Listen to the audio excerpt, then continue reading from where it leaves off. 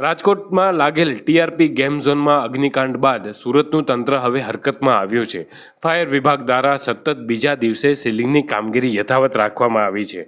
મોડી રાત્રે textile market, hospital, dental clinic, tuition classes, gym, hotel અને રેસ્ટોરન્ટમાં સીલ મારવામાં આવ્યું છે। ટેક્સટાઇલ માર્કેટમાં આવેલ રાધે માર્કેટમાં 411મી દુકાનને સીલ મારવામાં આવી છે। તેની સાથે જ શ્રી ઓમ ટેક્સટાઇલ માર્કેટની 111 દુકાનોને પણ સીલ મારવામાં આવી છે। આ ઉપરાંત હિરપરના ટેક્સટાઇલ માર્કેટની પણ 75 જેટલી દુકાનોને સીલ મારવામાં આવ્યા છે। વરાછા ઝોન બીમાં ટર્નિંગ પોઈન્ટ કોમર્શિયલ કોમ્પ્લેક્સની 57 દુકાનો પણ સીલ કરવામાં આવી છે।